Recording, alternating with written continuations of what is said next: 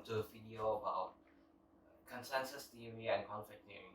Now I'm gonna explain to you about the differences between conflict theory and consensus theory. Consensus theory is a theory based on the unity of ideals and the mind. The name consensus, hence the name consensus, because there is an agreed standard in that society. Conflict theory, on the other hand, highlights conflict in society, believing that there isn't any agreement or stability. The person who holds power will eventually be overthrown by another class that opposes it directly. Consensus theory sees the world without any conflicts is the ideal world that all society should strive for. It is concerned with the maintenance and the continuation of social order in society. In conflict theory, the world is seen as always divided, where one class rules over the other, creating a thesis or a state that is temporarily accepted. Why temporarily? Because with thesis, there will always be an antithesis, where later it will rival the thesis and create a new thesis that is respected by both sides. But the vicious cycles continue. Simply put, consensus theory always tries to achieve unity in the society and an agreement. But conflict theory believes that there will be a constant conflict between classes in society. The rules we obey in our life can be seen in two drastically different ways. In consensus theory, rules are seen as integrative, meaning implemented to unify the society and create order. And those who ever transgress it is seen as deviant and shall be removed from the society to be changed and rehabilitated. Like the people who go to jail because of their crimes and disobeying the law. They are removed from society to be treated or fixed so that they can come back more aligned and fit into society better. In conflict theory, rules are seen as coercive. People, no matter what age or what race, should obey it to its fullest. And those who are deviant are seen as wrong. But throughout the centuries, it has been proven that there are biases towards the middle and upper class. Those who hold power, like the rulers of the nation and the elites, and those who have the most influence, can be punished less harshly or even get away with their crimes. Talking about differences between conflict theory and consensus theory, I want to introduce the word status quo. Status quo is the accepted state that is in a society.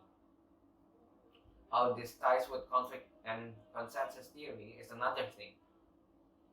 Consensus theory, since it promotes the stability of the society, trying to unite it, it strives to preserve the status quo, since changing it can cause chaos and the rebuilding of the society and all of its former agreement. Conflict theory, in the other hand, as I have mentioned before, there is a thesis and antithesis, and eventually the struggle between both lead to a creation of a new thesis, or as it's called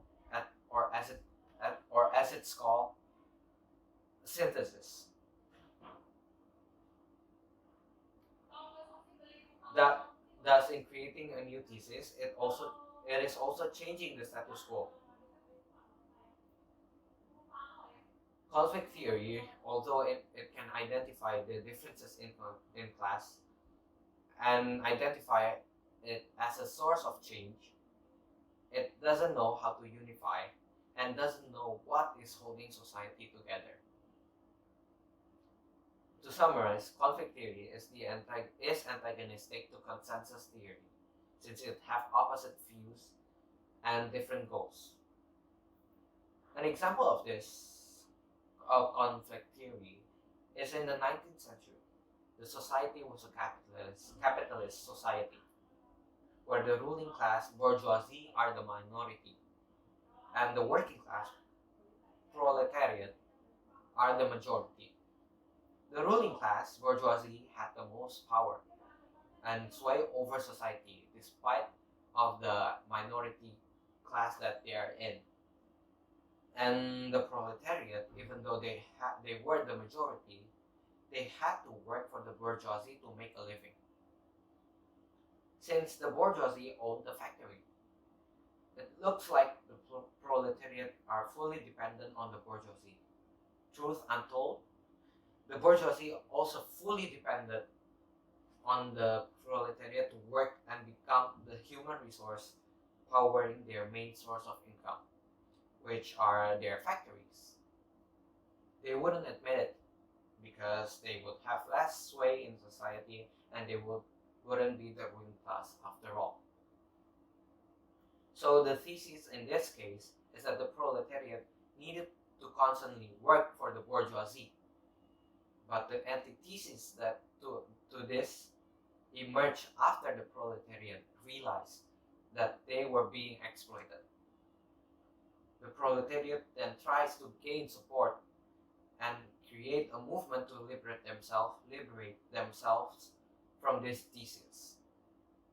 But this is called class consciousness, since having more people to believe is more influential and powerful than a movement of several people only. Eventually, the thesis and the antithesis cannot coexist peacefully and bear a new conflict. This is called a revolution. After the matter is resolved, the solution is to form a middle class. Some of the proletariat take up a managerial role, having the responsibility to run the factories of the bourgeoisie, allowing them to have more influence than the bourgeoisie itself, and creating a new temporarily peaceful thesis. After a few